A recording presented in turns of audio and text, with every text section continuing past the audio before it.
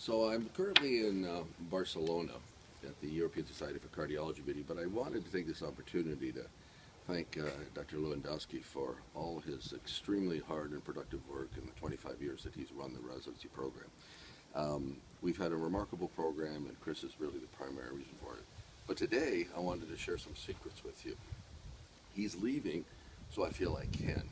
And what I wanted to say is that he has a philosophy of who we select, and that philosophy is based on two words: ice hockey. Now you may say, well, why is that? Well, Chris, as you know, originally back in the early 70s, played for the Detroit Red Wings and then was traded to the Chicago Blackhawks. And he really didn't like that. And when they were back in Detroit and he was playing at the old Olympia, he actually got into an epic fight with Gordie Howe. And he clearly won the fight, but as he was grinding Gordie's head into the ice with his knee, he suffered a career-ending injury. He then went to medical school and then came to our institution for training and then became the residency director. But what really struck me was that experience with ice hockey really shaped his actually attitude towards life and our residency program. Now, why would you say that? Well, Chris realized that hockey players are tough, they're disciplined, and they love overtime. So why is that important to us? Well, busy Cat 1 shift, 12 p.m.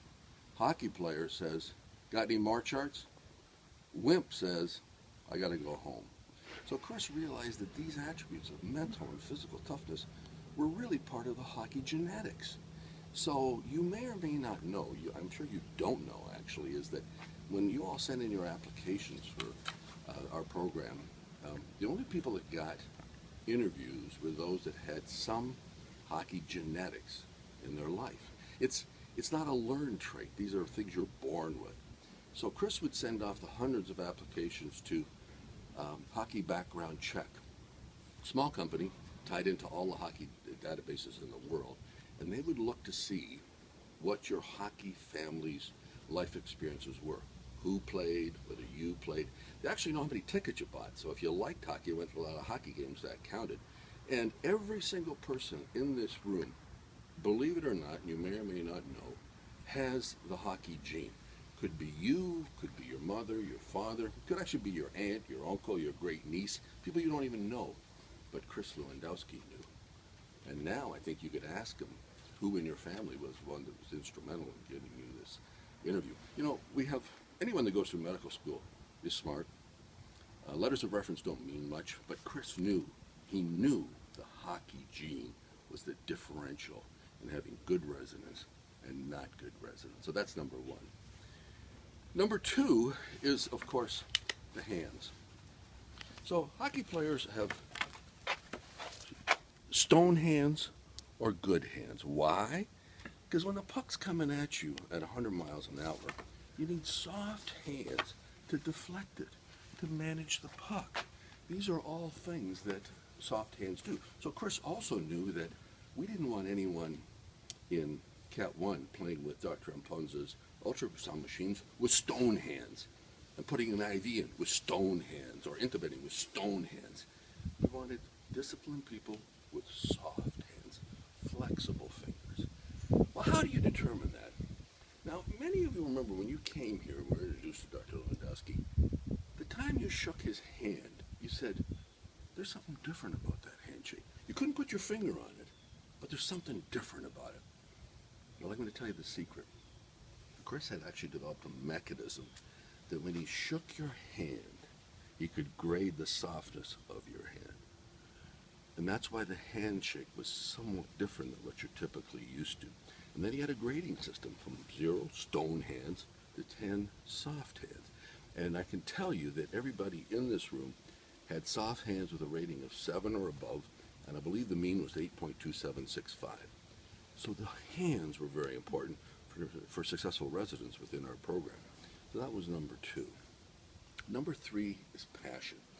Hockey players have passion. They love the sport. When you're in the corner and someone hits you, you don't go say, you don't say, excuse me, you say, hey, effing you, or hey, effing you, asshole. And that's part of the passion for the sport, the love of the sport. Well, how do you determine that in resident applicants. And some of you know how to do this, and those who know, and Chris knows whose they are, just smile and noddly shake your head in agreement when I say this. So how do you determine a passion of a potential resident? Well, I think you need to use words that express passion. The F-bomb, for example, is a primary one. Now, many of you came and then thanked Chris for the interview or sent letters, but if a few of you knew about the passion. So some of you wrote responses like, "Dear Dr. Lewandowski, thank you very much for the effing interview. If you select me, I will be an effing great resident and make your effing program much better, and I will effing make you effing proud for the time during my effing residency and for the effing rest of my life." Now, Chris would look at that and go, "You're in. You're in." Who does that? Someone with passion. So those are the three things. And now, Chris, now that you're leaving, I think it's time to write your book. It's time to be interviewed on ESPN and CNN, and actually to cash in on this brilliant maneuver you had over all these years. I know we may see you on the morning talk shows, certainly we'll see you on ESPN, but don't worry about it. I mean, this is what you've done. You should be proud of it, and it's time to cash in. I think the book might be entitled something like Ice Hockey and Life, Chris Lewandowski MD. For sure it'll be on the #1 bestseller list of the New York Times. So thanks you once again, Chris, for all your hard work in all these years. Thank you for bringing hockey and hockey analysis to medical education, something that's not talked about very much. And lastly, at this point, I just want to introduce my thoughts about our new residence director, Tahir Vohra. Tahir is Indian, and when he applied for the job, we said, well, no, we got to go to hockey background check to see what the hockey part of Tahir is. Well, it turns out that, and he may not know this, that Tahir's great-great-grandfather played in the Indian Hockey League, the North Indian Hockey League, because they have mountains there. And we found papers that detailed his great-great-grandfather's attributes and detailed some of the actually massive hockey games they had with the Pakistanis and the Bangladesh and other people in that area. So Tahir has the hockey gene in it. But what is even more important, Tahir's great-great-grandfather was a goalie. This is different. Goalies have all the attributes of a hockey player, but they have to be very smart because it's 1,000 times a second determining where the puck is, where the movement is. This requires study of geography, geometry, astrophysics, neuroscience, computer science, architecture, and a few others. So I'm quite confident because of that Dr. Tahir Vohra will be able to take the program from what Chris built to an outstanding national, internationally recognized one, to one that may be recognized on an interplanetary basis, for example. So I'm going to leave now. I'm on the beach in Barcelona. I wish Chris very well. I look forward to seeing his interviews, and I will buy his book. I'll actually ask him to sign it for me. And at this point, have a good day.